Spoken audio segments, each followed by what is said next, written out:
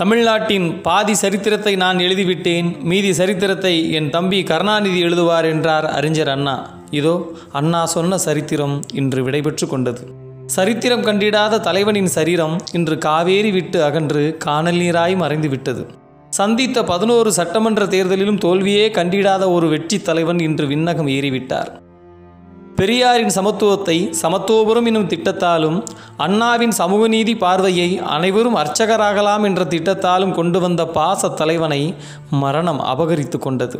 உங்கள் கல்லறையில் என்ன பொறிக்கப்பட வேண்டும் என்ற கேள்விக்கு ஓய்வில்லாமல் உழைத்தவன் இங்கு ஓய்வு கொள்கின்றான் என்று எழுதச் சொன்னார் கலைஞர். திமுக என்ற மாபெரும் அரசியல் இயக்கத்தின் 50 ஆண்டுகால தலைவர் என்ற தகுதிக்கு காலம் அவரை இழுத்து வந்ததற்கு முதல் காரணம் அவரின் ஓய்வறியா உழைப்புதான். அரசியல் வாழ்வில் எத்தனையோ இரக்கங்களும் இன்னல்களும் வந்தபோதும் இந்த சூரிய கோட்டை இடிந்து போகாமல் இருந்ததற்கு அடிப்படை காரணமும் அவரின் உழைப்புதான். இழப்பதற்கு ஒன்றுமில்லை, அடைவதற்கு பொன்னுலகம் காத்திருக்கிறது என்ற பொன்மொழியில் உள்ள தன்னம்பிக்கைக்கு சான்று தலைவர் கலைஞர்.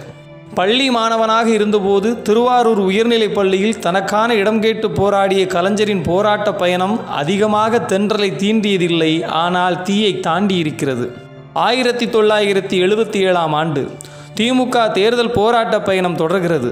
ஆமாம், அப்போது எம்ஜிஆர் என்ற கனி தமிழகத்தின் இதய கனியாக இருந்தது. 11 ஆண்டுகள் கலைஞர் ஆட்சி கட்டிலில் அமரவில்லை, ஆனாலும் திமுக என்ற கட்சி அசரவில்லை. அதற்கு முக்கிய காரணம் கலைஞர் என்ற காந்த சக்தி. அவர் தொண்டையும் அவர் தொண்டும் தான் தொண்டர்களை தொய்வடையாமல் வைத்திருந்தது. தேர்தலில் நேருக்கு நேராய் நின்ற எம்ஜிஆரோடு கலைஞர் கொண்ட நட்பும் அன்பும் உன்னதம் கொண்டது. எம்ஜிஆரோடு எத்தனையோ விஷயங்களில் வேறுபட்டு நின்றாலும் நட்பு என்ற விஷயத்தில் உடன்பட்டு நின்றவர் கலைஞர்.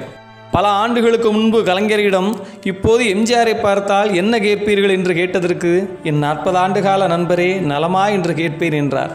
இதோ இன்று நாடெங்கும் கண்ணீர் கொட்ட விடைபெற்று விட்டார் கலைஞர். இரு தலைவர்களுக்கும் சொர்க்கம் மீது நம்பிக்கை கிடையாது என்றாலும் சொர்க்கத்திற்கு இவர்களை விட்டால் நற்பேறு கிடையாது. அதனால் இருவரும் சொர்க்கத்தில்தான் இருப்பார்கள். ஆக இந்நேரம் கலைஞர் எம்ஜிஆரை சந்தித்திருப்பார். போய் வா தலைவா, கம்பீரத்தோடு வழி அனுப்புகிறோம். உனது அன்னையை வணங்கி எதையும் செய்யும் உன்னை தமிழன்னை எந்நாளும் கொண்டாடுவாள். எது இல்லாவிட்டாலும் இந்த உலகில் தமிழ் இருக்கும், அதுபோல் தமிழ் இருக்கும் வரை நீ இருப்பாய்.